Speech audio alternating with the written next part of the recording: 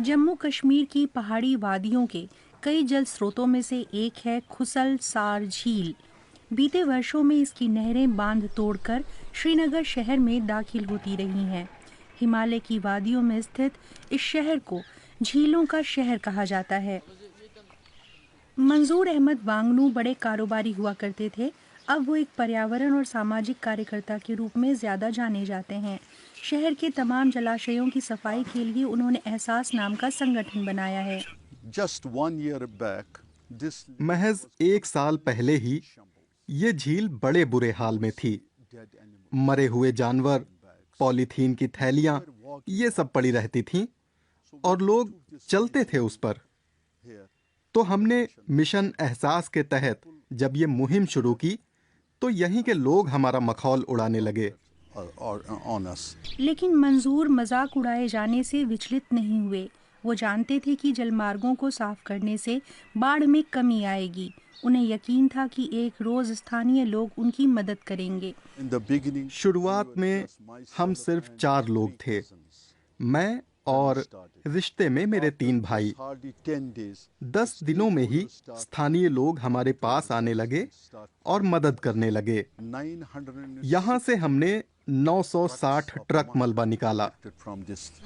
समुद्र तल से करीब 5000 मीटर की ऊंचाई पर स्थित ग्लेशियरों का पिघला पानी घाटियों में पहुंचकर पहाड़ी नदियों के जरिए झील बना देता है।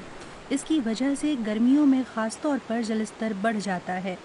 पिछले 40 साल के दौरान इलाके में औसत तापमान में करीब 1.5 डिग्री सेल्सियस की वृद्धि हो चुकी है। गर्मी से ग्लेशियर तेजी से पिघलने लगे हैं और नदियों में बड़ी मात्रा में पानी समा नहीं पा रहा है। वैज्ञानिक इस बारे में आगाह कर रहे हैं। जम्मू कश्मीर के एक बड़े भूभाग में करीब 12,000 ग्लेशियर हैं। हिंदू कुश क्षेत्र के मुकाबले काराकोरम को छोड़कर ज्यादातर ग्लेशियर खतरनाक तेजी से पिघल रहे हैं। कश्मीर का सबसे बड़ा ग्लेशियर कोल्हाई बेहद तेजी से खिसक रहा है। हिंदू कुश हिमालयी काराकोरम क्षेत्र में सबसे ज्यादा तेजी से पिघलने वाले ग्लेशियरों में से है। इसका मतलब है घाटी में बहुत सारे पानी की आमद। श्रीनगर के लिए ये एक समस्या है।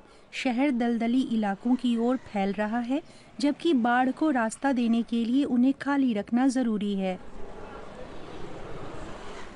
जलमार्गों में कचरा और कीचड़ भर रहा है, जिसके चलते वे ठीक से पानी नहीं सोख पा रहे हैं। इसके नतीजे विनाशकारी हैं। जैसा कि 2014 की बाढ़ में हुआ था, कश्मीर घाटी में 1 खरब रुपए के नुकसान का अंदाजा लगाया गया था। इलाके में करीब 300 लोग मारे गए थे, 1200 से ज्यादा घर तबाह हो गए थे। मुश्ताक अहमद का घर भी उनमें से एक था। वो दलदली जमीन पर बना था। तब से वो इन इलाकों की मरम्मत और बहाली के काम में जुड़ गए हैं। उन्होंने बाढ़ के पुराने रास्ते और दलदली जमीन खोज निकाली जो उफनती नदियों का पानी थाम सकें।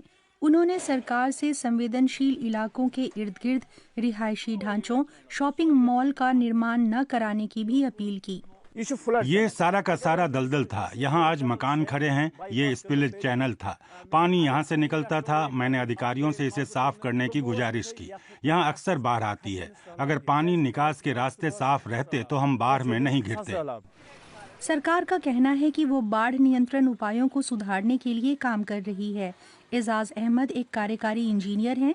वो बताते हैं कि उनका विभाग कश्मीर की प्रमुख नदी झेलम और उसके निकास चैनलों की जलग्रहण क्षमता को बढ़ाने की कोशिशों में जुटा है। जो हमारी स्पिलवेज चैनल है उसकी विड्थ हम और उसकी ड्राइजिंग वो कर रहे हैं, जिसकी वजह से उसका एरिया 46,000 क्यूसेक्स हो जाएगा। जो फ्लड बोन्स एरिया है उसका हमने बना दिया, वो नोटिफाई हो जाएगा, तो फिर उसमें कोई कंस्ट्रक्शन नहीं हो जाएगा। अपने नियमित सफाई अभियान से मंजूर वांगनू स्थानीय निवासियों को भी प्रेरित कर रहे हैं।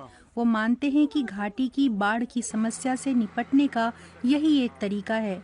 स्थानीय लोगों की मदद से उनका लक्ष्य इलाके की इकोसिस्टम और उसकी अहमियत को बहाल करने का भी है।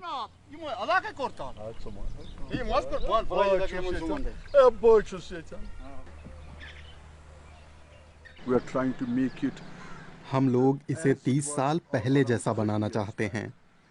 यहाँ गोल्डन फिश मिला करती थीं। लड़के तैरते हुए मिल जाते थे और दुनिया भर से सैलानी उमड़ के आते थे। वे परिंदों के ठिकानों को निहारा करते थे और इस इलाके से होते हुए अंचार झील को जा सकते थे।